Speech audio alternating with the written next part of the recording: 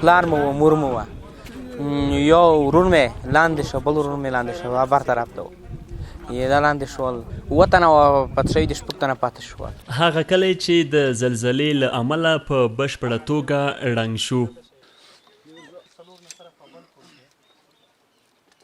د جون په 20 نیټه دغه دره او شاوخوا سیمې د درنې زلزلې له امله د انسانانو غږونو پر سر اخیستې وه او له ویرې ډکه فضا جوړه وه.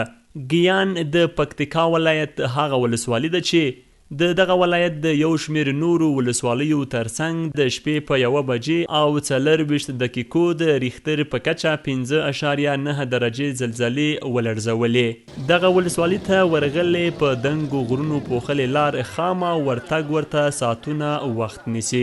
موږ د پکتیکا ولایت ګیان ولسوالۍ ته راغلي یو. دغه کورنۍ 7 تنه شهیدان سوي دي او شاوخوا 10 تنه له دغه کورنۍ څخه ټپیان ویستل شوي دي. د کورنۍ د خلکو په خبره چې اوس هم په دغه کور کې د دوی څاروي د خاورو لاندې دي.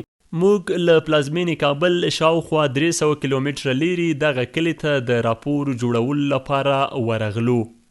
ویجاړ شوو کورونو ته یې مالکان خپه او لاس تر زنې ناست وو. د ګیان ولسوالۍ په خواږه خوب ویده دغه کلی تر نورو ډیر تلفات لري چې کلی یې بشپړ له منځه تللی دی. خلک یې په ژړغوني غږ د ویجاړیو او تلفاتو کیسې راته کوي.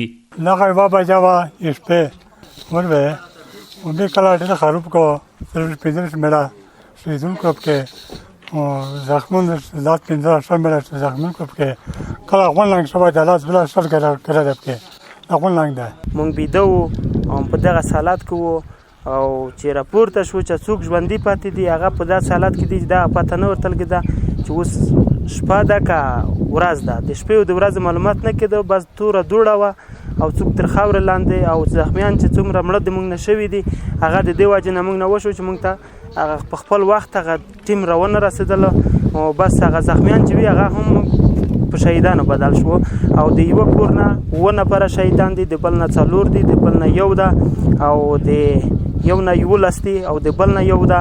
په دغه ړنګ کلي کې د هرې کورنۍ غړو ته مرګ ژوبله اوښتې. داسې انسانان هم شته چې د کورنۍ ټول غړي یې پکې له منځه تللي.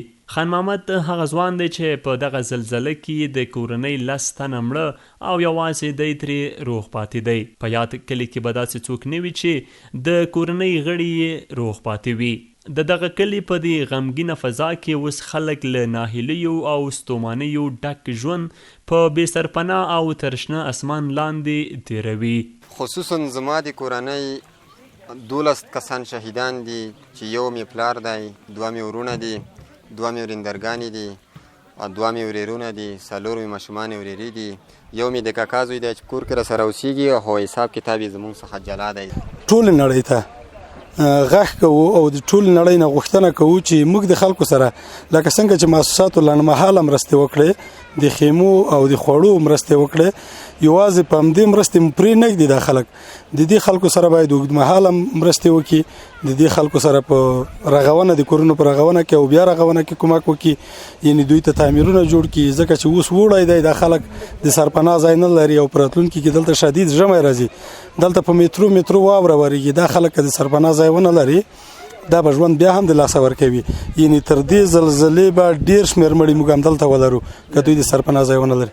بلخوا د حکومت وروستۍ شمیرې بیا ښیي چې د دغه زلزلې له امله څه د پاسه 1150 کسان وژل شوي دي او په سلګونه نور ټپیان دي.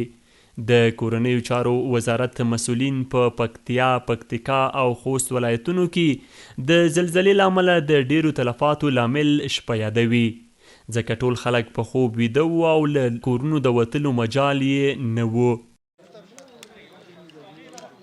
د پکتیکا او خوست ولایتونو زلزله ځپلو سیمو ته داخلي او بهرني مرستندویه موسسې هم رسیدلې وې او له زلزله ځپلو کورنیو سره د خپلو مرستو لړۍ پیل کړې وه.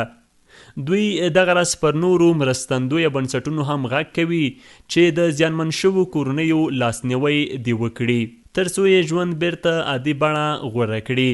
په حیث د یو موسسې د بنسټګر زه به داسې وایم د ساحې نه موږ لیدنه وکړه کورونه مکمل تباه دي، حیوانات تباه دي، اجره تباه ده، جومات تباه دي، هر څه د منځه تللي دي. دلته مکمل د زندګۍ هر اړخ له منځه تللی ده. که چېرته نړیوال په داسې په همغږۍ سره او واقعي شکل سره کومک وکړي نو انشاءالله چې د دوی په حالت کې بدلون راتلی شي. د جون په 20 نیټه د افغانستان په ډیریو سیمو کې سخته زلزله رامنځته شوه چې له دغه زلزلو څخه د افغانستان پکتیکا او خوست ولایت ځینې سیمې سختې زیانمنې شوې. موږ د پکتیکا ولایت ګیان ولسوالۍ ته راغلي یو. دلته د ځایي خلکو پر وینا چې سیمه یا کلی کاملا له منځه تللی دی او دوی نه سرپناه لري او نه هم خوراکي توکي. له حکومت، خیریه بنسټونو او همدارنګه له نړیوالو موسسو د مرستې غوښتنه کوي. عبدالله حیدرزی، CMG، پکتیکا، ګیان ولسوالۍ.